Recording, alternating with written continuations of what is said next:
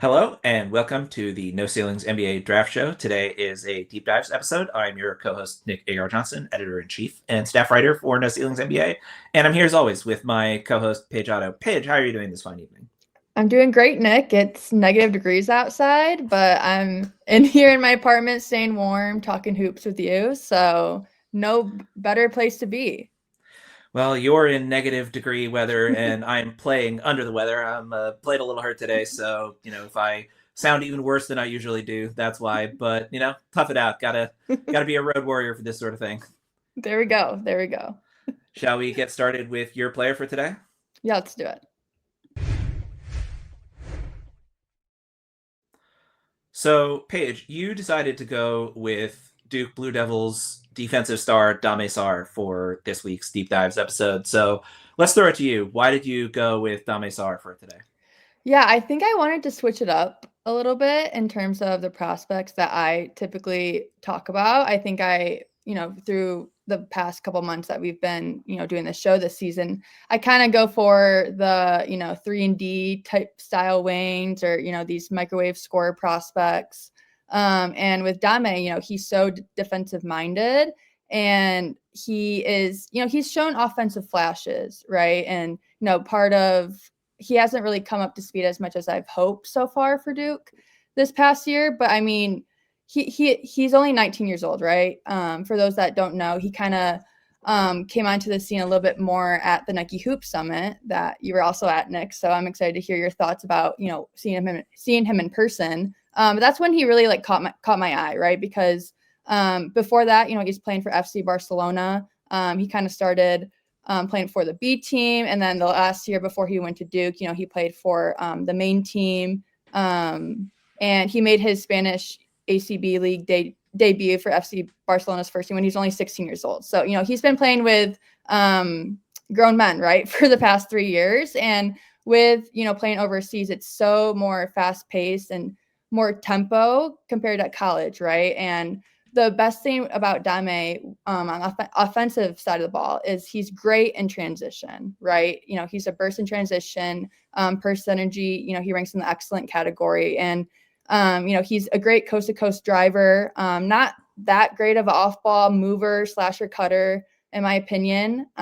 He's basically, he only played 12 minutes per game with FC Barcelona too, right? So he didn't really get a lot there just because of the stacked roster. And obviously he's such a young prospect as well. And he played in limited amount of minutes. Just to go over the numbers a little bit. Let me see where it is. Yeah, so he averaged 5.8 points per game on 42.9, 59.3, and 55.6 shooting splits last year for FC Barcelona. So, and if you look at what he's doing for Duke, now, right? 5.9 points, 3.4 rebounds, just under assists per game on 38.4, 32.3, 52.6 shooting splits. And that's, with him playing double more minutes, right? He's about 20.4 minutes per game too. So I think and Duke doesn't play a lot in transition at all, right? So with most of Dame Sarr's, offensive profile being him in transition because he can't really shoot, right? And I don't really trust him that much with the ball in his hands. And as an off-ball scorer, he doesn't move a lot, right? He kind of just goes into the corner and then he'll try to get up a 3-point shot here and there. But, he's wide open for a reason, right? And there's so many opportunities and possessions that I'm just cut to the ball, move with the ball, go to the basket because he has the length, he has the size of what you look for in an NBA modern, Swiss Army knife, right? He's 6'9", 190 pounds. He has that length and size and speed to him. But he really struggles to use it when he's not, going coast to coast in transition and in these half court sets. He doesn't really get himself involved either just because he's not the best off ball mover. And I think his process and ability is not quite there yet of what to do off ball. And his playmaking too, right? He only has 15 assists on the season, which, if he doesn't have the shot or, he's not getting to the line as much either and struggles there, you would hope to see a little bit more playmaking out of him. But he's usually just making the first read only and then kind of, struggles to, what do I do next? And last night's game, obviously it was the second biggest game of the night behind BYU and Arizona, but some of the, on a couple possessions, I mean, his body language really showed too. If the first three doesn't happen, if he gets stuck, in the paint and the defense is swarmed, he made kind of a lazy pass, one-handed, left-handed pass out from getting caught in the corner when the shot clock was low. And he kind of was just like, okay, here you go. Like, I don't want it anymore. Like, it's your problem. And he kind of, threw up his hands and was frustrated. And there's been a lot of those types of plays where, he gets really frustrated when things don't go his way the first time around. And it's kind of like, play through it. You know what I mean? And there's so many, he has all the offensive tools. He just needs to, show a little bit more, because, if he's not shooting the best, he's only shooting 32% from the 3-point line on, less than 2 attempts per game. Right. So, yeah. So he's kind of all over the place for me, but I mean, we can break down his offensive right now, and then obviously we can go into defense a little bit more in depth too after. Yeah, so we definitely should talk about the defense in depth, because that is the best part of the Dame Sarr profile. You mentioned I did, in fact, have the privilege of seeing Dame Sarr live at Hoop Summit last year. And the thing that stands out more than anything else when you see him live is people who are as tall as he is are not supposed to be as fluid as he is with his movement. Like, he does not have choppy movements when he's, getting in a defensive stance. He's someone who, even when the shots aren't going in, you mentioned the attitude issues potentially, but I don't know. I mean, for me, seeing him live, it was very much just, you don't see that kind of fluidity in someone that size very often. And it's one of those things where he absolutely exercises that on the defensive end, doesn't always on the offensive end. And it's interesting in terms of the offensive profile, because there are a couple of reasons why I'm holding out hope. And there are a couple of things that I'm really concerned about. And they are the opposite of what I thought would be my thoughts on him heading into the year, which is, he's actually been decent as a jump shooter, and a lot of his misses have been when he's unguarded, which he shoots a much worse percentage unguarded than guarded, which to me represents small sample size more than anything else, right? Like, if you get a sample of more than, 25, 30 3-pointers, logically speaking, you would expect, hey, if I'm guarded, I'm less likely to hit than if I'm unguarded, right? So the fact that he's doing better on his guarded shots than his unguarded shots, to me, just says, hey, once the sample size gets a bit larger, then you'll start seeing more success there. He's shooting 50% at the rim, and that really worries me. And, it's a small sample size of layups, because, not most of the time, but, he can get up and throw down dunks, right? So it's like, if he's throwing down, that's not too much of a problem. But, and again, I want to say small sample size one more time before I say the number I'm about to say. He's shooting 36.4% on layups this season. For someone as big and athletic, and, not just athletic, but coordinated and smooth as he is, that number makes no sense to me. And, you brought up the 52.6% free throw shooting.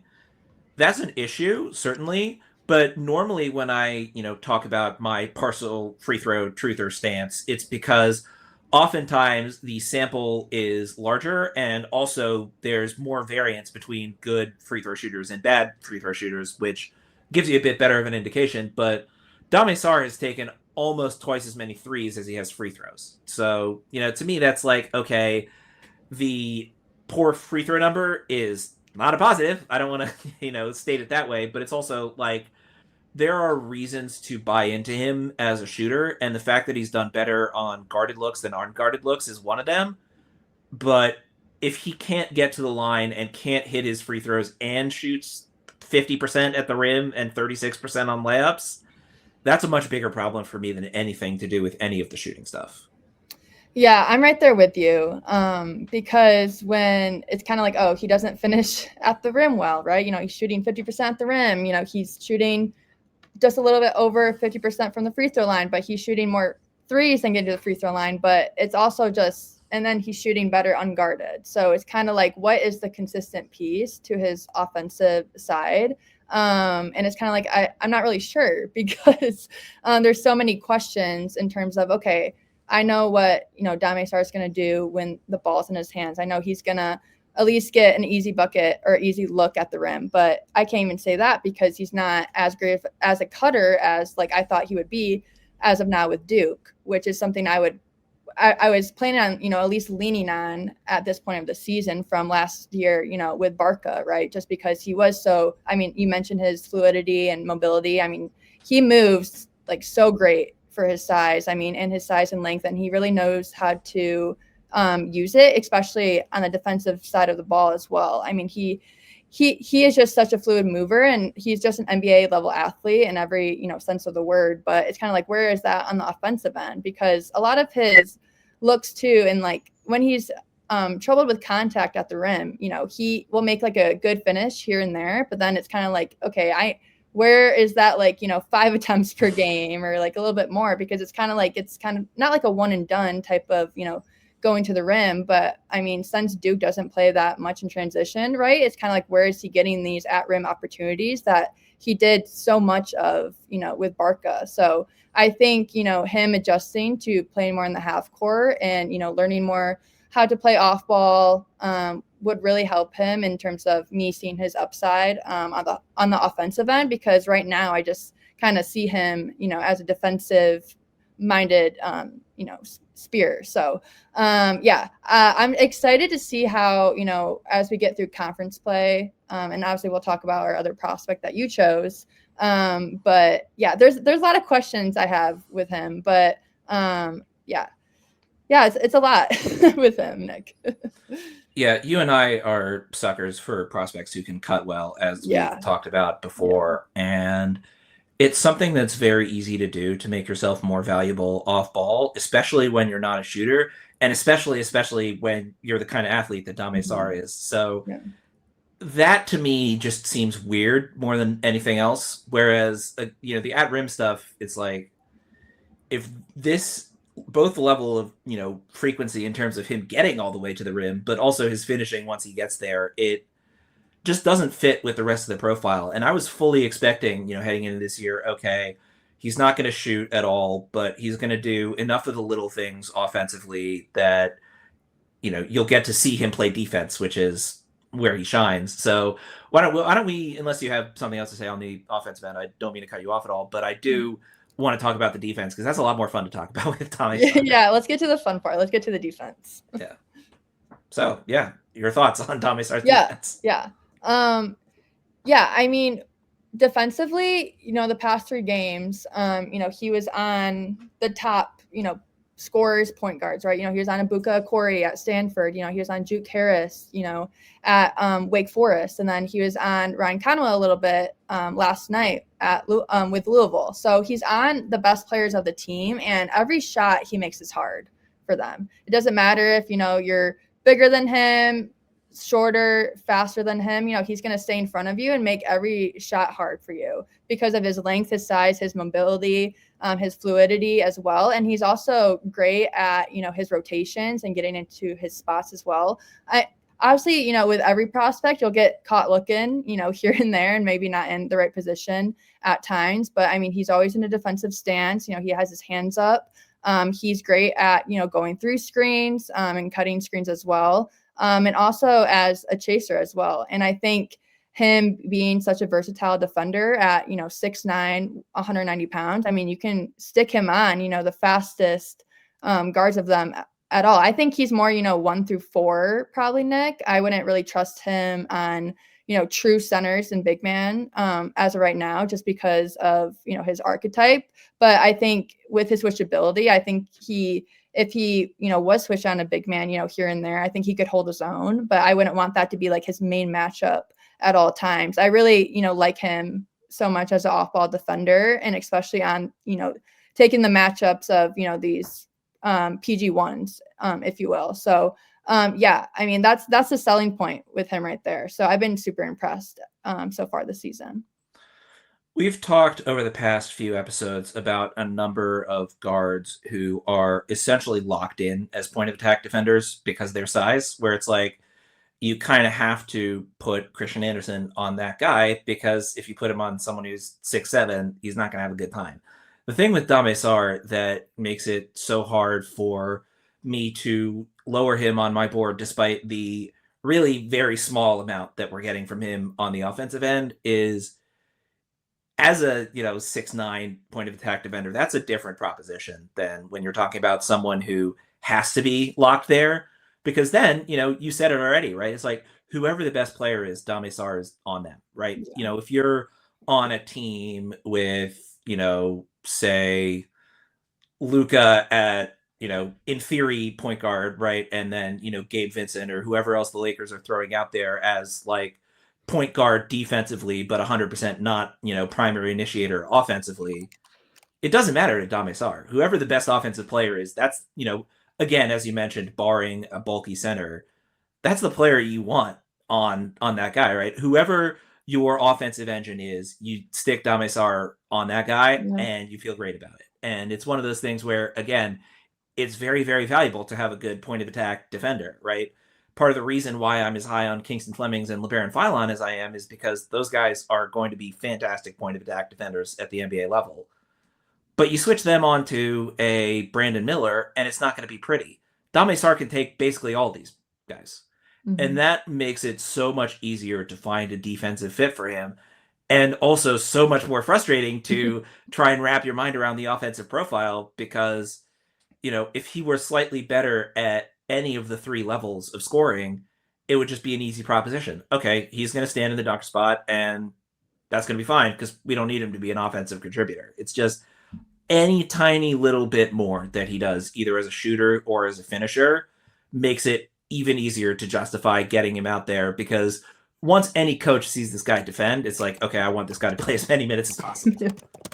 No, I 100% agree. I mean, you mentioned it. It's like, okay, Dame is going to guard the best player no matter what, and I'm going to feel awesome about it, and I don't really have to worry about him, messing up. And then it's like, oh, on the offensive end, it's like a complete, flip of the coin, right? Because it's the complete other end of the stick, just because of everything we already talked about. But yeah, I mean, a 6'9" point of attack of defender, as good as he is, I mean, it's such an easy selling point of his transability to the next level, and he's only 19 as well. So there's so much upside of that. And then if you look into hey, what if he shot 36% on 4, 3-point attempts per game and, finished at least 60% at the rim, he's a first round lock, right? He's probably a lottery lock if he does that. Yeah, lottery lock. Yeah. Maybe I'm playing a little bit too low just because I'm like, it's not reality, but it's like a fun, proposition. But yeah, exactly. So, and those are not like out of the mind, asked for him either. I mean, honestly, I'd be happy with him even getting close to 57% from the rim at this rate, but and getting to the line at least four times per game, right? Because I think just understanding how he can take what he's so good at the defensive end and switching that to the offensive end, just in spots here and there. Sorry, the train's going by in the background if you can hear it, but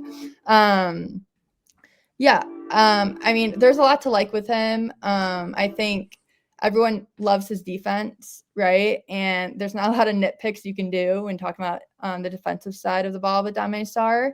It's just a matter of, okay, can he at least provide any more, plus minutes on the offensive side of the ball to, I mean, I know you stepped aside a little bit last night, Nick, for the Louisville Duke game, but he didn't play much of the second half. Granted, Duke was blowing out Louisville at this point. But I mean, he came in with, I think, like 8 minutes left. I mean, he was out for a decent amount of time. And he didn't impact or, score, right? And even in those situations in a blowout, I mean, Cam Boozer was still, taking it to Louisville. But with Dame, in those situations, it's like, get some more shots up, cut to the rim, move to the ball in those situations. Like, this is your opportunity. But yeah, I have no ill feeling about his defensive side. It's just more, I need to see more for him on the offensive side of the ball. Where are you at with him in terms of three levels? And we can discard the mid-range stuff because he has taken a combination of one runner, hook, and off the dribble jumper this year. And it was an off the dribble 3 that he hit. So congrats to him. He has the highest possible points per shot on his off the dribble jumpers because he took one from 3-point range and he made it. So, 150% effective field goal percentage isn't bad, but Yeah, I mean, I sort of already talked about this, but I'm curious where you're at. But I think that him recovering perception wise as a shooter is going to be a lot easier than the at rim stuff because I think it's a lot more likely that he starts hitting his unguarded catch and shoots than that he makes a radical adjustment in terms of how often he's getting to the rim and how well he's doing when he gets there. Yeah, I mean, I see him making that adjustment to his three-point shooting way more than I see him adjusting as a slasher and cutter, just because that's way more harder to do. And just like the timeliness of, when to cut, when not to cut, when to go and relocate, or when to stay, right? I think that takes a lot more processing ability, and I don't think he's quite there yet as an off-ball mover and shooter. But in terms of, upping his unguarded threes, like you mentioned, I think that's a little bit more of a, safer ask in terms of, projecting, his levels when it comes to him as a scorer. All right, shall we move on to player number 2? Yeah, let's do it. All right, so you mentioned briefly the Duke Louisville game that Louisville, sorry. I know how it's said, people from Louisville. I just slipped up that time, I promise. Anyway, Louisville, the Louisville Duke game. And I picked someone on the other side of that game in Ryan Conwell, who profile wise seems like much more of a Paige prospect than a Nick prospect. So, Paige, what are your thoughts on Ryan Conwell?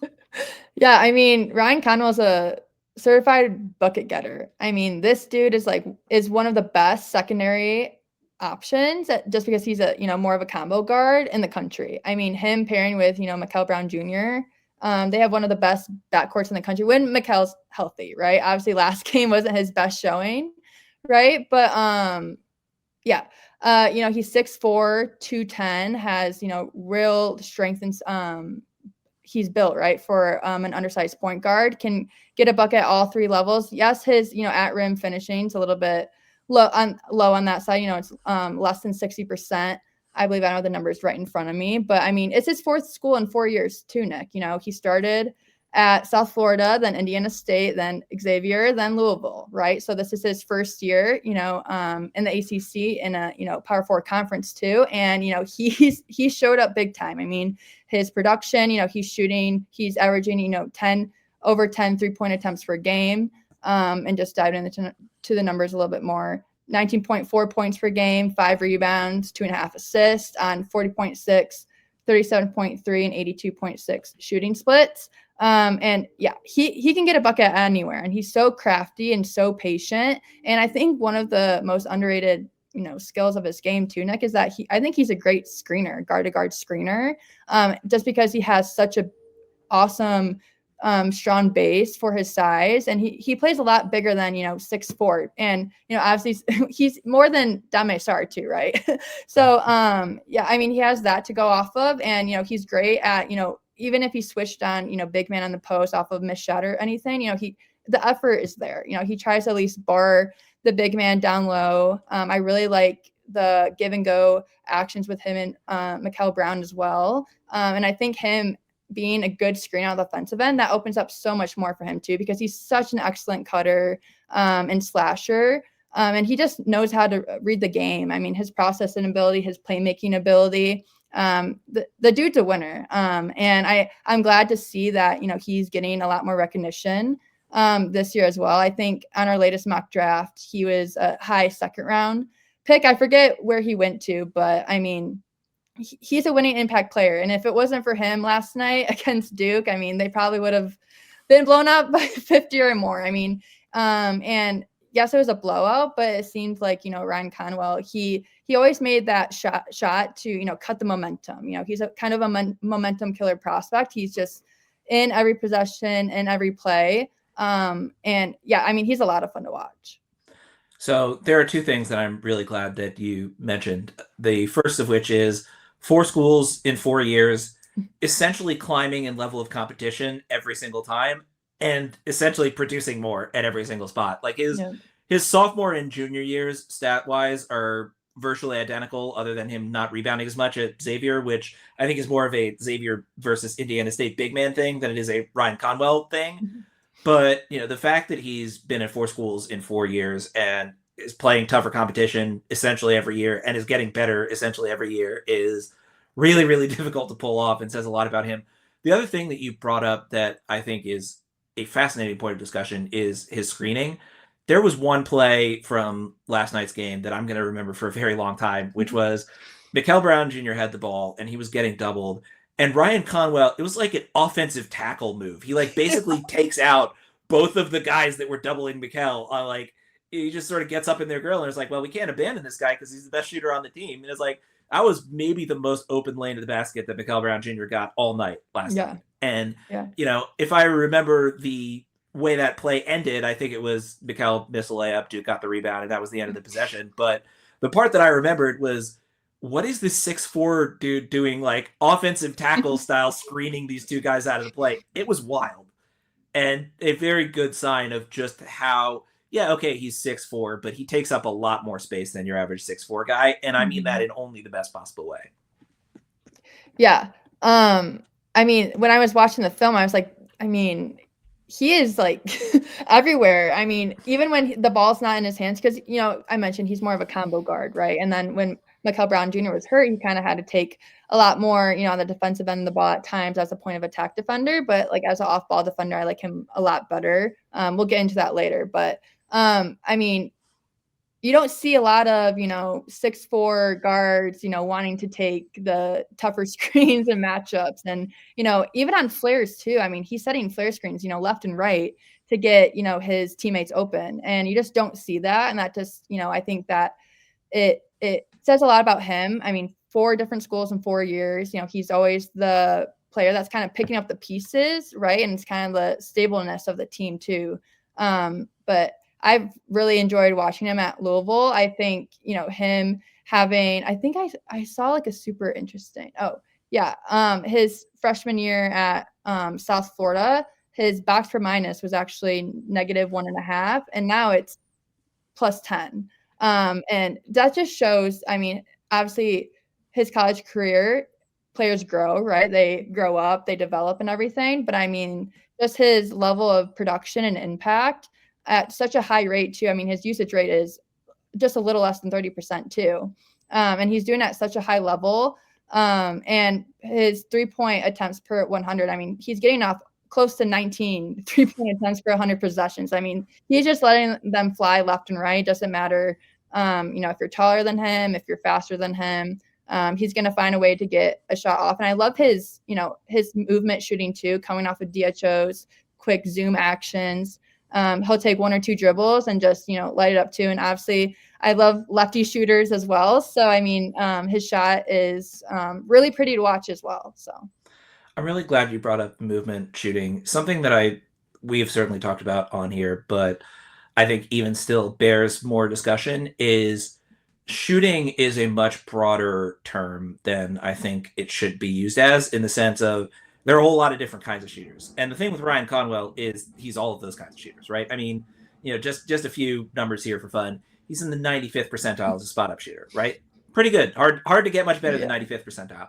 But he's also in the 80th percentile off screens, 93rd percentile on cuts, 69th percentile on handoffs, right? It's not just, stand him in the corner and swing the ball his way and he's going to knock down those shots once he gets there, right? And I'm curious about it because he doesn't quite leap off the screen as like this crazy movement shooter in terms of like, you watch Steph Curry for like 3 minutes and it's like he's moving more than anybody else on the court. And Ryan Conwell is not quite at that level, but just in terms of the versatility of shooting, I mean, he'll pull up from 25 feet, no problem. Like, you run him around double drag screens, like, grab the ball, shoot in rhythm, grab, rise, fire, all very smooth.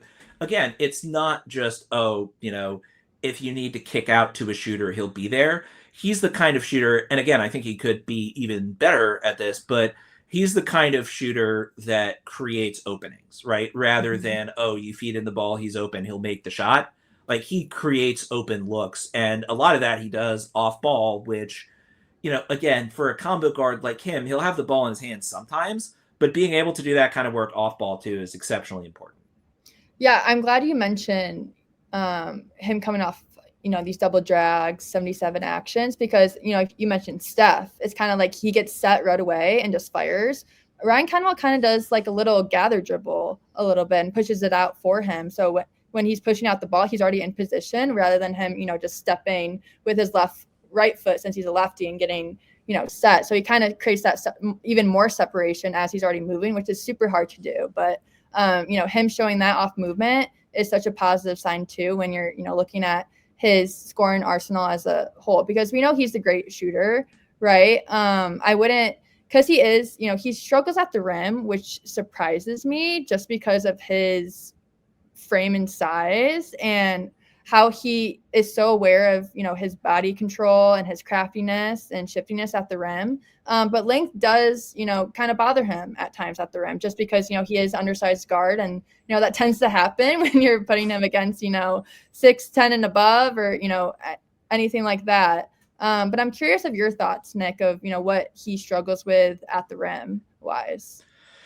Yeah, so at the rim stuff is interesting because this year he's shooting 53% at the rim, which is really not great. But throughout his college career, like his last two, and I don't have the South Florida numbers, but his last two seasons, he's been pretty close to average, like 55, 56% at the rim. So I think that those numbers will look slightly better by the end of the year. He's not great at finishing around the rim. Like, I don't want to overstate the case, but he's also pretty far below what he normally does at the rim. Now, that being said, I do have one big concern, which is for as well built as he is, he's not a vertical athlete at all. Like, he had one dunk last year. He had one dunk the year before. He has 0 dunks on the year this year. And so that's the kind of thing where if you're as bulky as he is, the problem is going to be length, right? It's not like he's not getting pushed off his spot by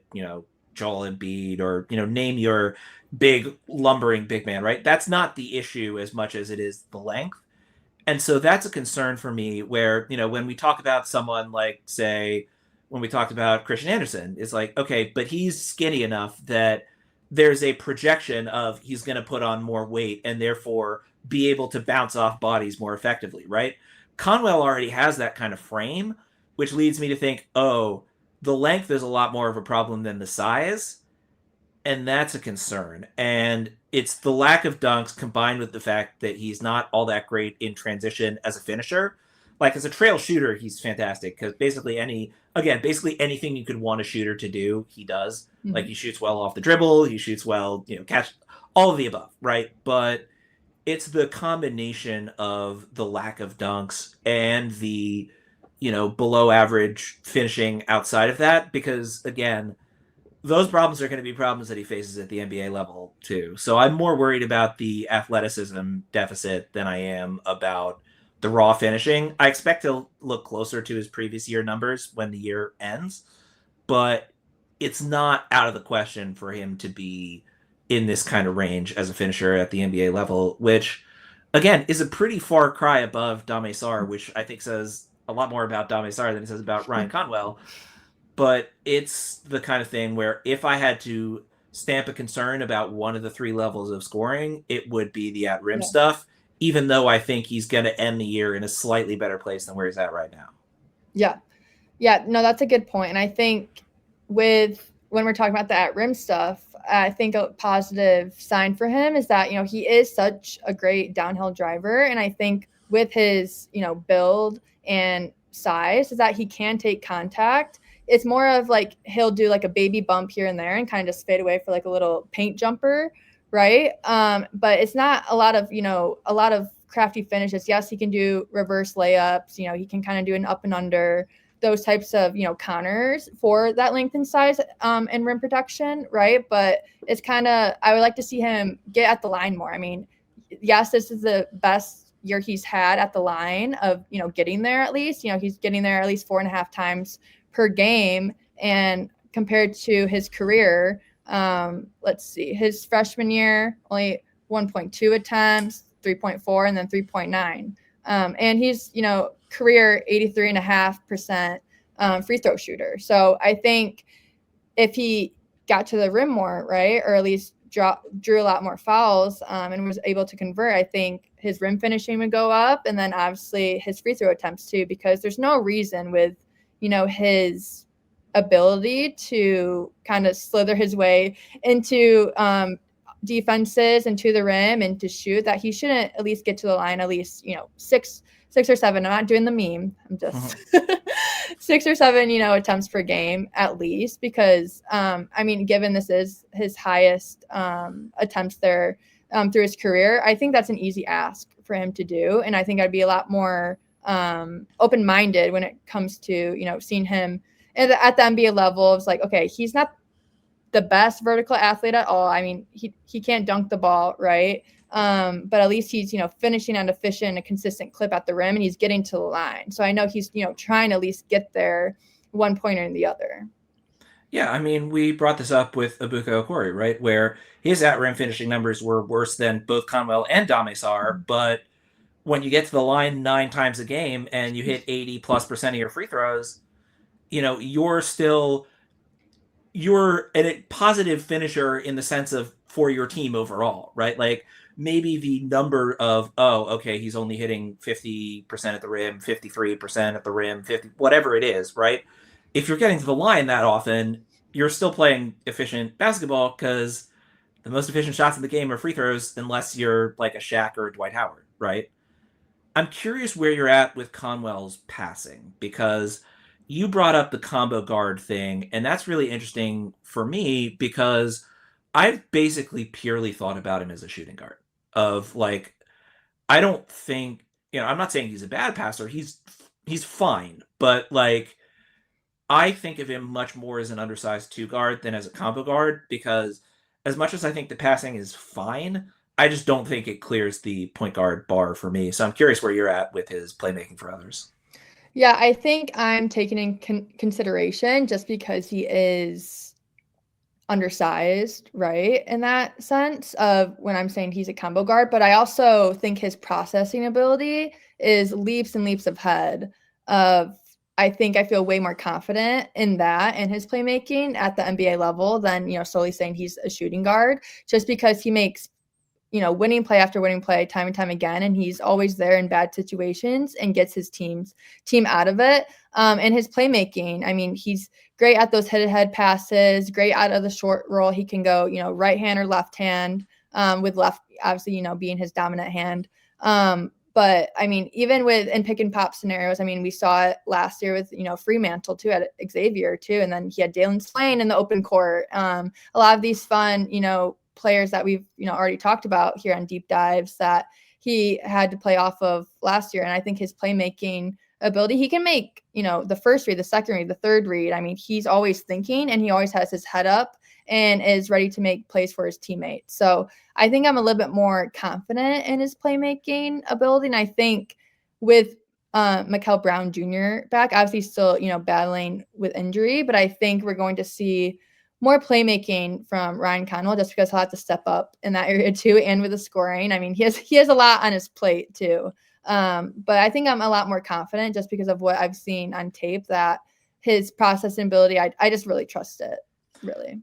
I'm really glad you brought up the ambidexterity thing, because that's something that gets talked about with lefty guards a lot of, just force them away from that left hand, where it's like, these guys get through their entire high school careers with people who, are trying to shade them the wrong way because they don't know what hand they are, right? And that's the kind of thing that you would hope that higher level players get adjusted to more quickly. But the flip side of that is when you get a lefty guard who is so good with both hands, then that's even more of a mess, because then teams, actually do play them the right way, and it still doesn't matter because they can finish with the other hand. Yeah. Yeah, no, that's a good point. And I think with him too is that it takes a special kind of player, Nick, to just have 4 different schools in 4 years and to adjust with new players. NIL kind of just blew up right over the past 4 years too. Different teammates coming and going. He's also, finding new homes as well and trying to get adjusted. And he's been consistent through it all and has, played off of it every year and gotten better and better and better. And I think with this year kind of being the most he's ever had, usage wise, I mean, a 30% usage rate for him is pretty insane with the production he's had. And with him being, he's 21, I believe he'll be 22 in June. But I mean, he's kind of on the older side, not really, right? But I mean, I think he has a lot to go off of, and I think he's one of the most reliable players in this draft class too. Nick is in terms of his shooting ability, defensive wise, the winning plays he makes, his processing ability, and I think his rim finishing numbers and then his free throw rate will just continue to hopefully increase as the season goes on. For reference, he is in fact young for his class. He will not turn 22 until the week before the draft. Yeah. Okay. So yeah, in terms of if you're comparing him to a teenager, yes, he's not a teenager, but he's on the younger side for finishing his, like, he's a few months older than my brother, and he's finishing his senior year, and my brother's finishing his junior year. So, just for reference, shout out to you, my brother. Anyway, what do you think about Conwell's defense? I'm very curious with where you're at on that side of the ball for him. Yeah, I think I like him a lot better as a 2-3 defender, a lot better, because with him, I mentioned I'm so keen on his processing ability is because he is always in rotation. He's great. He's a great stunter too. He's always trying to say if his teammate, kind of got caught ball watching, he's there to kind of step in and take that matchup and kind of not have, someone open or have like an open shot. He's always involved in every play.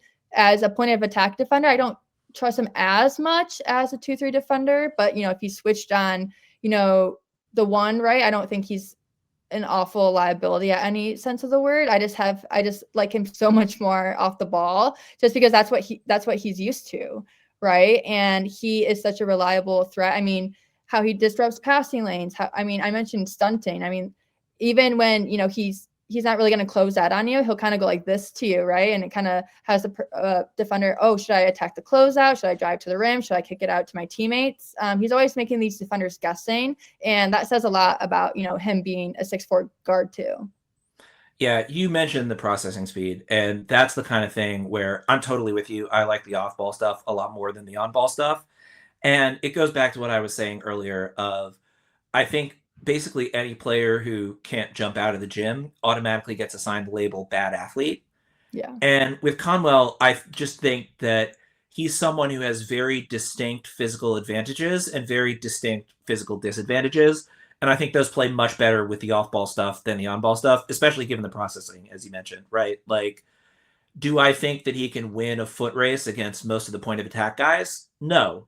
But do I think that he's stout enough that he can be a really solid wing defender who you want to have, switching in a switching scheme, because he's someone who, as you mentioned, is great at stunting, who can get in those passing lanes, who is much better at denying guys at getting to the rim by just getting in a low stance and blocking them off than he is winning a foot race.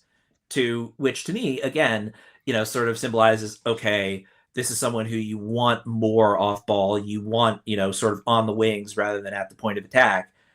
And that's a good and a bad thing for Conwell, honestly, because given that he's 6'4", it would be easier for him if he was a better point of attack guy than an off ball guy. The flip side is, I could scream at a donkey all day long and it's not going to be able to swim like a fish, right? Like, if you use him in a kind of way that he's good at handling defensively, I think he can be a defensive plus for a team. If you're throwing him out there and saying, hey, deal with Darius Garland, I don't think that's going to work. And so it's the kind of thing where, again, if Ryan Conwell had Dame Sarr's height, this wouldn't be a conversation, right? He'd probably be a top 10 pick, with his offensive game. If you make that guy 6'9", but also the other element of that is it makes how good Dame Sarr is as a point of attack defender stand out even more, because 6'9" guys aren't supposed to be able to move like that. But, with the Conwell specific side of things, again, it's like, if you ask him to do too much defensively, I would be concerned. If you just want him to be a rotational cog in a defensive scheme, absolutely. And then, the question from there becomes, okay, is he like a 10-minute a game 3-and-D shooting guard, or can he be something more? Is he good enough offensively to be something more? And I'm very curious, because I think he has that kind of offensive firepower within him, but it's all going to come down to the one reason I'm wary about Ryan Conwell is something that I've talked about with you before, of how I got a bit gun shy about this exact kind of player when Jacob Evans flamed out in the way that he did. Because I was really high on Jacob Evans in his draft class. And it turned out that him being an okay athlete at the college level got to the NBA and was like, oh, this is a problem. Like, Yeah. he's really not quick enough. And I'm worried about Ryan Conwell, like, buying into him too much for that kind of reason. But I also think that he's got that kind of sturdiness of frame that Jacob Evans never had. And also, like, he is enough of an outlier shooter, whereas Jacob Evans was a good shooter, but not the kind of like 10 attempts a game is nuts. And 10 attempts per game playing alongside Mikael Brown and Adrian Woolley, who I thought was going to be much more of a this year guy than he's turned out to be. Like, he's got a lot of great players around him, and he's still putting up absolutely wild shot numbers and hitting them too. So again, I'm a little more gun shy than I would be had I not had the Jacob Evans experience, but I think that his frame is solid enough that he'll hold up as a 2-3 guy, and then he just needs to score enough, and I'm quite confident that he can score enough. Yeah, that's a good point, Nick. And I think with just going back to his defense a little bit, is that he's on these, lengthy, skilled, shooting guards that are, 6'7", 6'8", 6'9", and upright, and he's making it hard every possession, at least just with his effort alone. But I mean, with them, being taller than him, it doesn't matter if he makes the shot as hard as he can, right? They're gonna shoot it over him, which is, a problem. But I'd rather him be off ball, defender than point of attack. But yeah, I mean, so I think too, since this draft class is so point guard heavy, is that it's going to take a lot for him to stand out even more than he already is. And to project him more than, at the NBA level, just because this class is so loaded. And, even like 5 years ago, I'd be like, okay, this guy is a first round lock, right? But I mean, point guards are just evolving, and combo guards, shooting guards, they're evolving with every possession, year after year in so many different ways that it's going to take a lot more than, it's just being an insane shooter. Like how are you at the rim? How are you at the free throw line? Can you table set for your teammates? Can you defend off ball, on the ball? And I think with him, you bring up a good point of just being weary about him, because I think I think he's a perfect prospect to kind of be like that on, just because of how his archetype pans out in the NBA.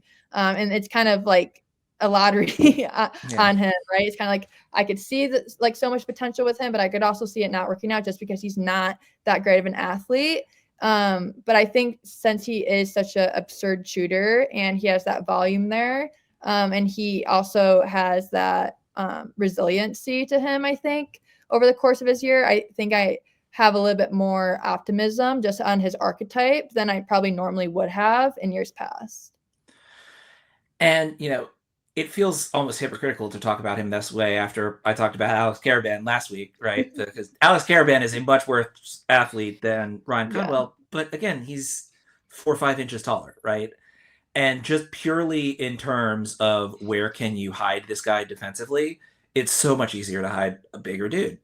And so again, it's one of those things where, and I'm very curious for your thoughts on this, but I feel like the last 2-3 years in particular, the line between point guard and shooting guard has gotten a lot sharper than it used to. Where combo guards used to be talked about all the time, and a combo guard could, it's funny because they were basically identical in terms of the way they played, but anyone from Lou Williams size to Jamal Crawford size could be considered a combo guard, right? And now I think it's a lot more about, there are 6'9" guys who are point guards because that's what they do. They have the ball in their hands, right? Versus, okay, if this is something I thought about quite a lot for Darren Peterson of, I really hope that he could have been more of a point guard heading into the year. And where I'm at with it now is he's so special that it's totally fine. But like, if he were any other player, I would have that conversation in my mind of, it just feels like there are a lot fewer spots for vague, ambiguous guard than there used to be. And almost all of those slots are filled up by if you're good enough to pass, then you're a point guard. And, I don't want to be too biased by how much Sacramento Kings basketball I've watched, but it's like, other than Russell Westbrook, that team is basically all shooting guards. And that does not lead to the most effective offense, which the Kings have now climbed out of the basement, but they were the 30th ranked offense for quite a while, few weeks ago. And, that's because, again, they had a lot of guys who wanted to shoot and not a lot of guys who wanted to pass. And I'm curious where you're at with that in general. With Conwell specifically, I'm less concerned than I might be just because of the processing speed stuff that you mentioned. It's not that he doesn't see the passes. It's just that, hey, when you're playing with Mikael Brown, you're not always going to have the ball in your hands. Yeah, I think as we, as the NBA develops and, years keep growing and stuff, is that we're moving to positionless basketball, right? And there's such fewer spots, and you have these, 6'9" and above guys that can dribble, pass, shoot, and can jump out of the room, jump out of the, court, right? And it's kind of like, okay, I want him at, the 2 spot. I want him at the 1 spot. So it's kind of like, where do the Ryan Conwells of the world go? Because if we have, 4 of these guys, he's not going to be a center, or we're just going to play 5 out, right? So it's kind of like those types of archetypes are kind of dwindling just of, past years and, present guys coming into the league. But that doesn't have to say that there isn't a spot for Ryan Conwell, because I truly believe that, he does have a great projection at NBA level. But yeah, I think that's a really good point, because even if you look at, the Norman Powells of the world, right? I mean, I kind of fit Ryan Conwell in that kind of sense. I think obviously Norman's a lot more of a shooting guard, I would say, than, a combo guard. Same with like Tobias Harris.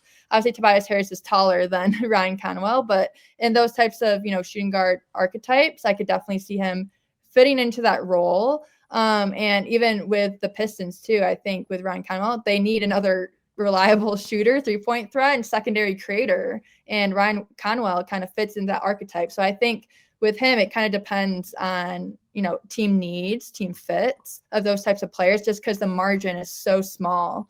With those types of players that are, undersized, can shoot, can also play make, but also have that defensive edge too. Yeah, I think you hit the nail on the head. It's just a very difficult needle to thread. Yeah. And Ryan Conwell, I think he's a good enough shooter that he can thread that needle. But again, I go back to the Jacob Evans thing because it's the same specific deficit, right? It's like, oh, okay, great processing speed, really reads the game well, exceptional shooter. Is he athletic enough, right? And if I just keep coming back to that, at some point I'm going to say, and I think this is genuinely where I'm at with Ryan Conwell, is especially watching that Duke Louisville game, it's like he was the only player on the floor for Louisville who was giving me any hope that they were going to make a comeback. And, obviously that fell, basically by the time we were 3 minutes into the second half, it was like, yeah, okay, this game is over. But for Ryan, it was one of those things where something I've talked about with Cam Boozer before is look at how good this guy is on nights when his shot is not falling. And it was almost the opposite experience with Ryan Conwell in a really positively reinforcing way of even when nobody else can buy a basket, this guy stays cool. Yeah, he's still in the game. He's still I said this to you before we started recording, and I want to repeat it live on the show because it's so funny to me. Louisville shot under 30% from the floor in last night's game and 32% from 3-point range. Ryan Conwell shot 50% from the floor and went 4 of 9 from 3-point range. Also did not go to the line a single time, which, that's sort of the knock on Ryan Conwell is, maybe would be nice if he could get to the line a little more given his relative finishing woes. But again, it's just one of those things where it's like, it's a similar bet to Alex Karaban in a weird sort of way of this guy just does enough things right and shoots well enough that I'm willing to bet on enough other things figuring themselves out.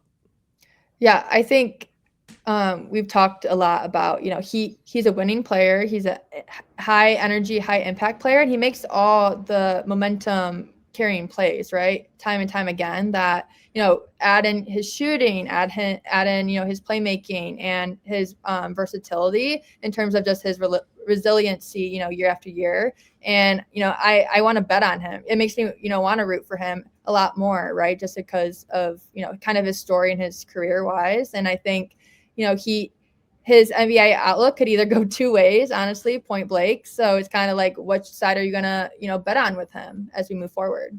All right, shall we get into quick hits and close this out, or anything else you want to say on Conwell? No, I'm good. Let's do it.